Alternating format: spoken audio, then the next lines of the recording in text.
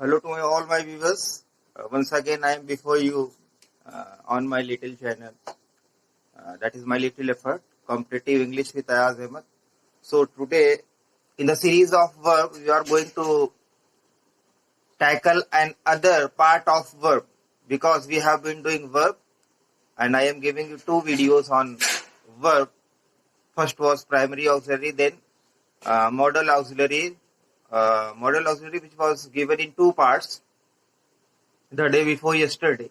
So आज हम उसी वर्ब क्रिया को आगे बढ़ाते हैं और उसका अगला पार्ट लेते हैं जो कि बहुत बेसिक है लेकिन जनरली कॉन्सेप्ट क्लियर नहीं हो पाता है, तो उसको मैं अपने शब्दों में पूरी तरह से आपको समझाने की कोशिश करूंगा और वो पार्ट है finite and non finite verb. तो चलिए देखते हैं फाइनाइट और नॉन फाइनाइट वर्ब क्या है और ये क्यों इंपॉर्टेंट है and how to use it. So let's start. So first of all, finite, what is the meaning of finite? क्योंकि फाइनाइट और इनफाइनाइट वर्ब को समझने के लिए हमें यह भी मालूम होना चाहिए कि फाइनाइट और इनफाइनाइट की नॉन फाइनाइट की मीनिंग क्या है। तो फाइनाइट मीन्स होता है एग्जैक्ट इन नंबर और लिमिट, एग्जैक्ट जिसकी मात्रा या तादाद निश्चित हो, या आप अपने शब्दों में डेफिनिट भी कह सकते हो।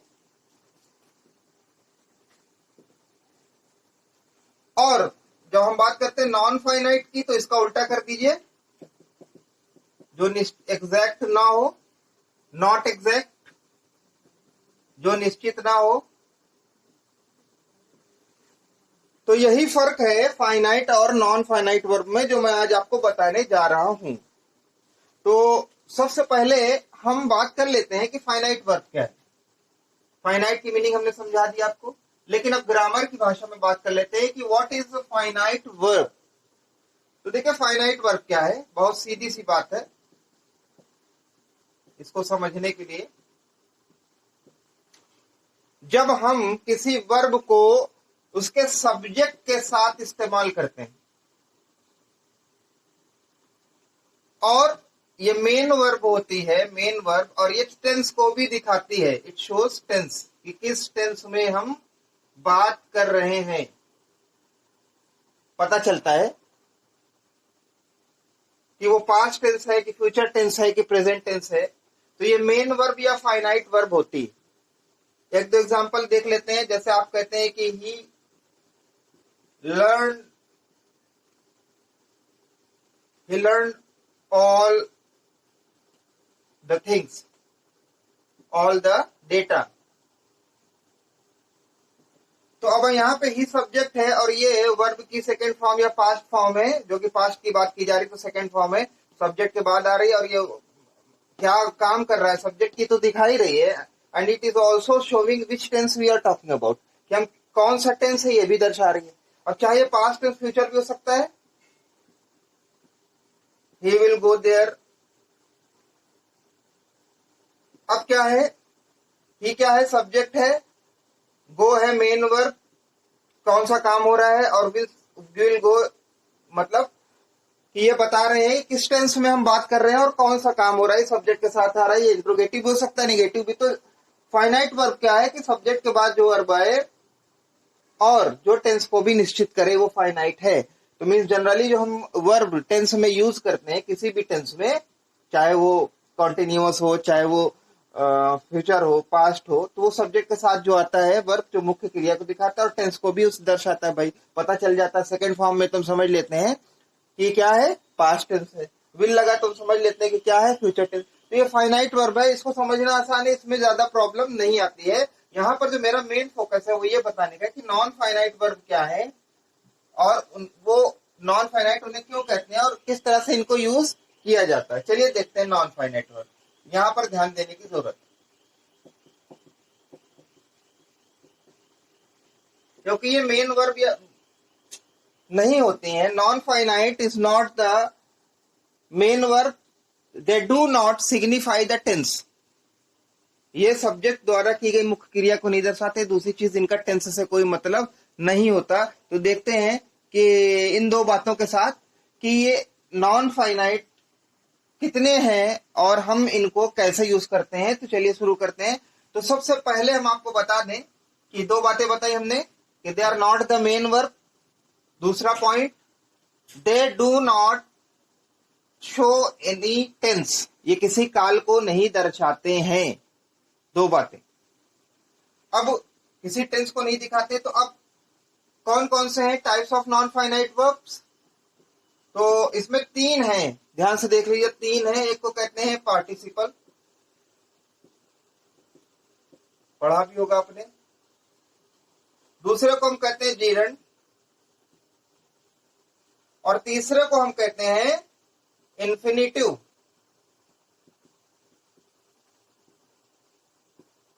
तीन है। अब पार्टिसिपल क्या है, जीरंड क्या है और इन्फिनिटिव क्या है? तो हमने जो दो बातें बताई, एक तो ये मेन वर्ब नहीं होती, दूसरा ये टेंस का इससे कोई मतलब नहीं होता है, और तीसरी बात जो है वो ये है मेन बात कि ये नॉन फाइनाइट वर्ब, ये वर्ब का काम ना करके ये किसी और पार्ट ऑफ स्पीच का काम करते हैं। मीन्स बने तो वर्ब से होते हैं, लेकिन ये वर्ब का मेन वर्ब का काम नहीं करते हैं। जैसे अगर हम पार्टिसिपल की बात करें, तो पार्टिसिपल होता तो वर्ब का फॉर्म है, लेकिन ये मेन वर्ब को ना दिखा के, टेंस को ना दिखा के ये काम करता है एडजेक्टिव का, विशेषण का। अभी हम इसको डिस्कस करेंगे कैसे करता है। वर्ब की कोई फॉर्म जब वो आंशिक रूप से वर्ब का काम करे, आंशिक रूप से एडजेक्टिव का, विशेषण का, तो उसे पार्टिसिपल कहते हैं।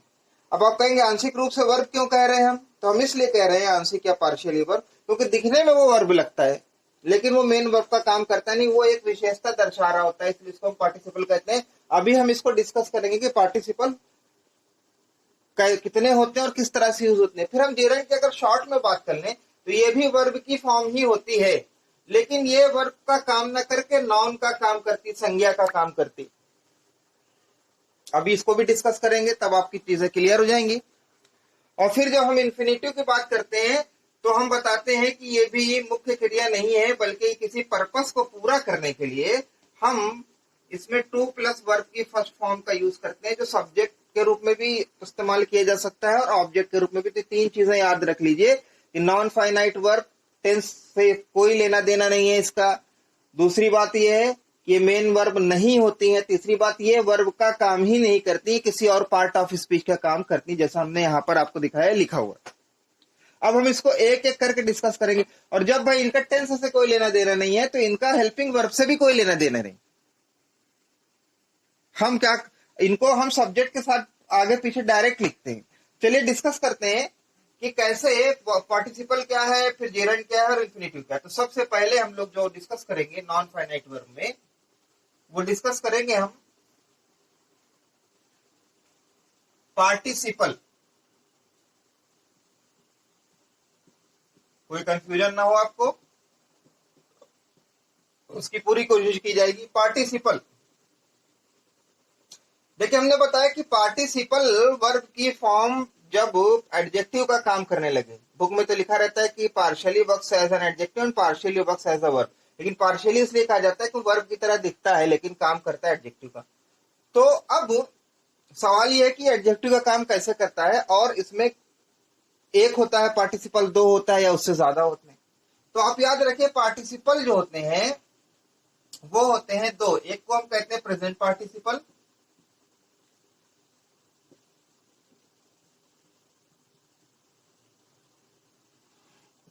और दूसरे को हम कहते हैं past participle.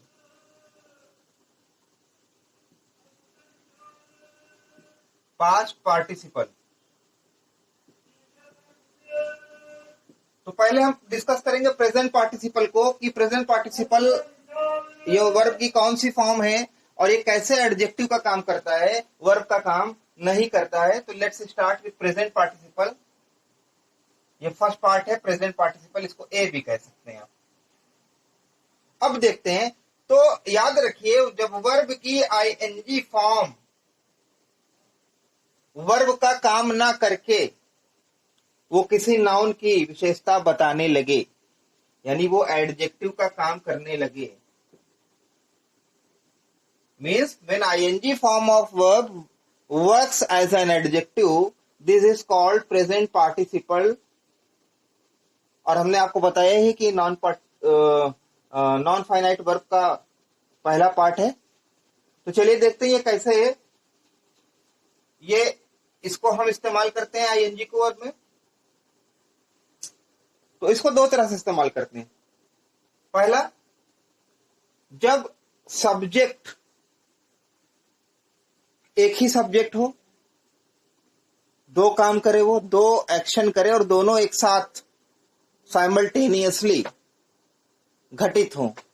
When the two works by the same subject take place simultaneously, या तो दो काम एक साथ हो या फिर जो सब्जेक्ट या करता है आपका वो दो काम करे, लेकिन एक काम के खत्म होने के बाद टाइम इतना कम वो ले, इतना इंटरवल इतना कम हो कि इसको हम नगण्य या नेग्लिजिबल मान लें, तो हम प्रेजेंट पार्टिसिपल का यूज करते हैं। जैसे अगर हम कहें कि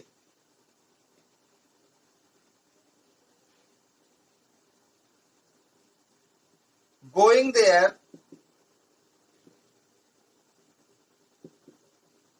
ही सॉ मोहन, यानी जो आपका सब्जेक्ट वो ही है, उसका नाम मेंशन नहीं है और ऑब्जेक्ट है मोहन यहाँ पर। तो यहाँ पे कहने का सेंस ये पास्ट टेंस है, सेकंड फॉर्म है वर्ब की, तो जाहिर सी बात है कि ये पास्ट इंडेफिनिट टेंस है। तो टेंस तो खैर अलग चीज है। ये देखिए कि उधर जाते हुए उसने मोहन को देखा, तो सब्जेक्ट तो एक ही मेन काम जो है देखा, तो ये तो फाइनाइट वर्ब हो गई, इसका कोई झंझट नहीं, मेन वर्ब हो गई। और ये टेंस को भी दिखा रही ओके पास्ट इंडेफिनिट। लेकिन एक और चीज दिखाई दे रही जो वर्ब की तरह है, वो है गोइंग, जो गोस में आईएनजी ऐड करके बनाया गया है। अब यहां पे इसकी विशेषता ये है, ये दो काम एक साथ हो रहे हैं और पहले वो जा रहा है फिर उसने देखा मोहन को, यानी उधर जाते हुए उसने मोहन को देखा। तो ये आधे तौर पे तो वर्ब का काम कर रहा है, लेकिन आधे तौर पर ये विशेषता बता रहा है कि कब देखा उसने मोहन को, उधर जाते हुए देखा। दो काम साइमल्टेनियसली उसने किया, जा रहा था यानी कि जाने का काम हो रहा था, फिर मोहन को उसने देखा। तो अब इसमें प्रेजेंट पार्टिसिपल का यूज करके ऐसा सेंटेंस को बनाते हैं जब दो काम एक साथ होते हैं। जो पहले से हो रहा होता है उसको हम इसमें प्रेजेंट पार्टिसिपल में डाल देते हैं नॉन फाइनाइट वर्ब में, और देखा बाद वाले काम को हमने इसमें डाल दिया। अब देखिए एक और देख लेते हैं, बहुत इजी सेंटेंस और हर बुक में मिलता है कि taking his gun he shot at his enemy, his enemy मतलब क्या हुआ, सब्जेक्ट तो ही है, फाइनाइट वर्ब क्या है, शॉट एट, शूट का सेकेंड फॉर्म, पता चला कि पास्ट टेंस में बात हो रही। लेकिन उससे पहले एक लिखा हुआ है टेकिंग, जो टेक वर्ब से बना है, टेकिंग हिज गन, अपनी बंदूक उठाते हुए उसने अपने इनेमी शत्रु पर गोली चला दी।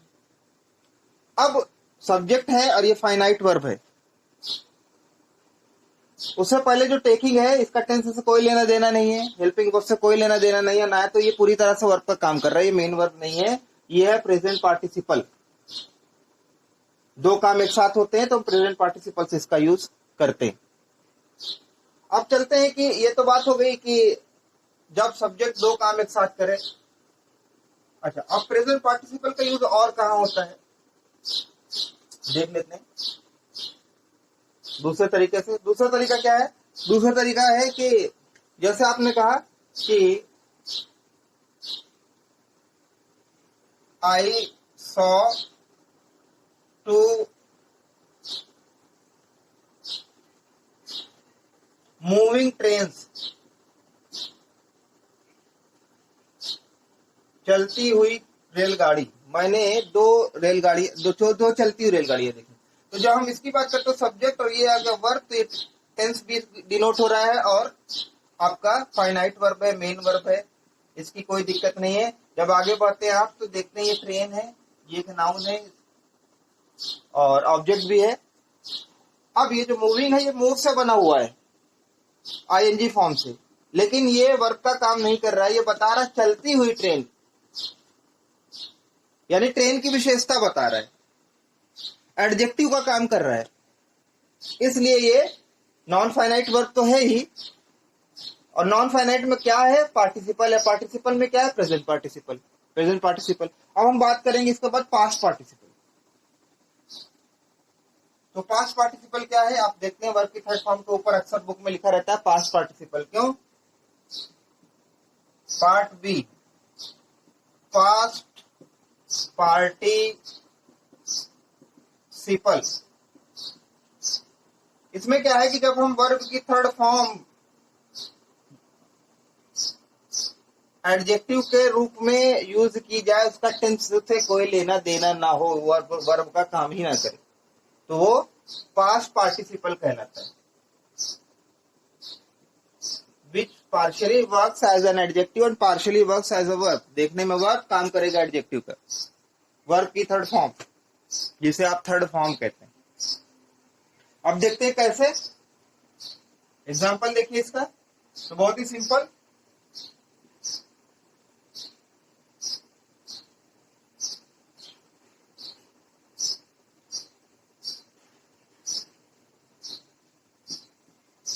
He got his broken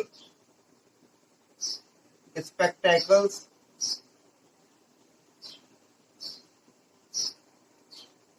repaired या mended। mended माने भी रिपेयर कराना होता है, रिपेयर।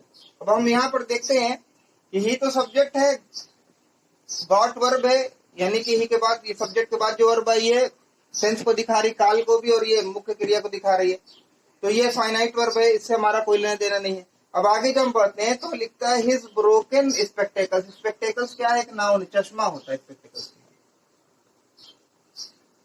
तो अब ये पहले जो स्पेक्टेकल से आया एक वर्ड आया ब्रोकन। ब्रोकन एक्चुअली ब्रेक जो है, जिसका मतलब तोड़ना होता है, उसका थर्ड फॉर्म है, तीसरा रूप है उस क्रिया का, जिसे हम जनरली क्या करते हैं? परफेक्ट टेंस पे यूज करते हैं। लेकिन यहाँ परफेक्ट टेंस का कोई मतलब नहीं, नाउन से पहले आ रहा है और ये वर्ब का काम ही नहीं करे, बता रहा है टूटा हुआ चश्मा। तो इस रूप में जब ये एडजेक्टिव का काम कर रहा है तो इसको हम कहते हैं पास्ट पार्टिसिपल। हम क्योंकि हमने बताया कि वर्ब की कोई फॉर्म जब एडजेक्टिव का काम करती है तो उसे हम पार्टिसिपल कहते हैं। तो इसको अच्छे से ध्यान से देख लीजिए, या इसका दूसरा एग्जाम्पल भी आप देख सकते हैं, क्योंकि हमारा मकसद है कि फुल्ली एक्सप्लेन हो जाए, क्योंकि बेसिक चीजें एक बार में क्लियर हो जाए तो अच्छा है। जैसे his injured leg was plastered, ये पैसिव सेंटेंस में है। अब यहां देखें कि अगर हम बात करें तो ये नाउन है, लेग संज्ञा है, और ये पहले जो वर्ड आ रहा है इंजर्ड। अब इंजरी मीन्स तो होता है जख्म या घाव, लेकिन यहाँ इंजर होता है कि इंजर मीन्स वर्ब होती है, जिसका मतलब घाव पहुंचाना, जख्म पहुंचाना। और ये इंजर का थर्ड फॉर्म इंजर्ड है, इंजर वर्ब होती, लेकिन यहाँ वर्ब का काम नहीं कर रहा है। ये बता रहा है कैसी टांग? टूटी हुई टांग या जख्मी टांग। इसका मतलब यहाँ पे वर्ब का काम नहीं कर रहा है, यहाँ पे एडजेक्टिव का काम कर रहा है, तो ये पास्ट पार्टिसिपल होगा। तो यहाँ ये है पूरा एक्सप्लेनेशन पास्ट पार्टिसिपल का। अब चलते हैं पार्टिसिपल के बाद हम लोग चलते हैं जेरेंट की तरफ। दूसरा नॉन फाइनाइट का दूसरा पार्ट, दूसरा इंपॉर्टेंट पार्ट, जिसको हम कहते हैं जेरेंट। तो इसको भी बहुत सिंपल है याद रखना। हमने बताया था कि जेरेंट क्या है? जब वर्ब की आईएनजी फॉर्म वर्ब का काम ना करके नाउन का काम करे। संज्ञा के बारे में बताया, किसी संज्ञा का, यानी कोई नाम बताए। नाम कौन सा बताएगी आपको? ये किसी अवस्था का नाम बताएगी, किसी एक्सरसाइज का नाम बताएंगे, या किसी आर्ट का नाम बताएगी, कला का नाम बताएंगे। जनरली यही जेरेंट बताता है। तो वर्ब की आईएनजी होगी, देखने में वर्ब से बना होगा, लेकिन वो काम संज्ञा का, नाउन का करेगा, तो हम उसको जेरेंट कहेंगे। और इस्तेमाल कैसे करेंगे? देखिए, जैसे आपने कहा बहुत छोटा सा sentence, swimming is a good exercise, व्यायाम एक्सरसाइज। अब हम जब व्यायाम एक्सरसाइज की बात कर रहे हैं तो उस व्यायाम का नाम क्या है? स्विमिंग। स्विमिंग एक अच्छा व्यायाम है, तैरना एक अच्छा व्यायाम है, तैराकी या स्विमिंग एक अच्छी एक्सरसाइज है। तो अब ये एक्सरसाइज का नाम बता रहा है, बना तो स्विम से, स्विमिंग तैरना वर्ब होती है, उसमें आईएनजी भी जोड़ा गया है, स्विमिंग हो गया। लेकिन ये बता रहा है किसी आर्ट या एक्सरसाइज का नाम, नाउन का काम कर रहा है ये, तो ये जेरंड होगा, इसको वर्ब के रूप में इस्तेमाल नहीं करना है। ये तो सब्जेक्ट के रूप में आता है, ऑब्जेक्ट के रूप में भी लिख सकते हैं। कैसे? जैसे आपने कहा शी लव्स डांसिंग, सी तो सब्जेक्ट है आपका, लव्स क्या है? वर्ब है जो बता रहा है प्रेजेंट टेंस में, प्रेजेंट इंडेफिनिट की बात कर रहे हैं, तो ये टेंस को भी दिखा रहा है, तो फाइनाइट वर्ब है, इसे लेना देना नहीं। लेकिन डांसिंग, डांस एक शब्द होता है जो वर्ब होता है, डांस नाउन में भी होता है जैसा, और डांस में आईएनजी जब जोड़ दिया गया तो ऐसा लग रहा है कि हम वर्ब की बात कर रहे हैं, लेकिन ऐसा नहीं है। जब हम वर्ब की बात करते हैं तो हम इसको कॉन्टिन्यूअस टेंस में इस्तेमाल करते हैं। यहाँ पे देखिए वर्ब तो खुद ही है लफ्ज, उसके बाद आ रहा है ये ऑब्जेक्ट के रूप में, ऑब्जेक्ट नाउन होगा या प्रोनाउन होगा। अब ये नाउन है, एक कला के एक्सरसाइज का नाम बता रहा है, तो ये नाउन का काम कर रहा है। और जब वर्ब की आईएनजी नाउन का काम करेगी तो ये होगी जेरंड, याद रखिएगा। ये सब्जेक्ट में भी इस्तेमाल हो सकता है, और हमने आज इसको ऑब्जेक्ट में रखा है वर्ब के बाद। चलिए आगे जल्दी से चलते हैं और तीसरा पार्ट डिस्कस कर लेते हैं, और वो है आपका इन्फिनिटिव। तीसरा पार्ट नॉन फाइनाइट वर्ब का, ध्यान से देखिए, कुछ नहीं एबीसीडी है, ताकि बाद में भटकना ना पड़े कंपटीशन की तैयारी करते समय। वहां पर कुछ अलग से नहीं आता, सिर्फ कॉन्सेप्ट क्लियर होना चाहिए और आपकी मेहनत आपका साथ देती है, बाकी अंग्रेजी कुछ नहीं है। आगे देखते हैं।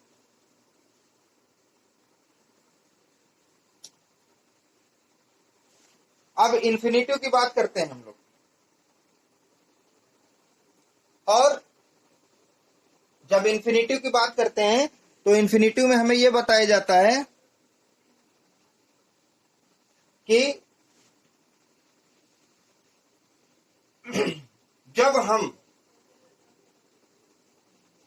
टू के साथ वर्ब की प्रथम अवस्था, फर्स्ट फॉर्म, प्रेजेंट फॉर्म का यूज करते हैं, और जनरली ये किस लिए करते हैं? किसी पर्पस, किसी उद्देश्य की प्राप्ति के लिए, दिखाने के लिए, तो हम इसे इन्फिनिटिव कहते हैं। और अब देख लेते हैं